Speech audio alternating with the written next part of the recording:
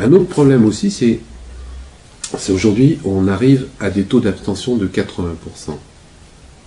80% d'abstention. Personne ne s'en rend compte. Est-ce que vous savez, par exemple, vous savez qu'il y a eu des élections régionales en décembre 2015 ? Vous êtes au courant qu'on nous a expliqué qu'on réduisait les régions de 22 à 13 pour faire des économies, on est d'accord ? C'était bien ce que j'entendais à la télé, hein, en manipulation populaire. Bon, ça ne les a pas empêchés, un coup à 2h du matin, avec un élu qui s'appelle Carlos da Silva, que je connais bien, qui est donc le suppléant de Manuel Valls, de faire voter un amendement comme quoi garder le même nombre d'élus. Donc aujourd'hui, on a moins de régions pour faire des économies, mais on a autant d'élus.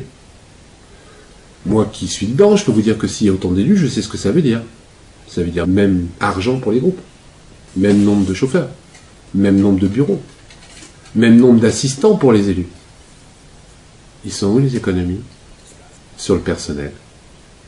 Autre petit détail sur les régions. Quelle est la première chose qu'ont fait les conseils régionaux ? Qui, quelque part, nous avait vendu le fait qu'il fallait revoter pour des régions et tout en faisant des économies. Première chose qu'ils ont faite pour la plupart, c'est d'augmenter leur indemnité. Jusqu'à 70% pour certains. Et qu'on ne me dise pas que c'était la loi. Donc vous voyez bien qu'il y a quand même un malaise. Mais je vous en donne une autre. Vous savez avec combien de pourcentage ont été élus les conseillers régionaux en décembre 2015 ? Ils ont été élus avec 3,8% de l'électorat.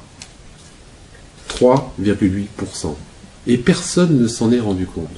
Est-ce qu'aujourd'hui, ces gens sont légalement élus ? Oui. Mais sont-ils représentatifs de la population ? Moi, je dis non.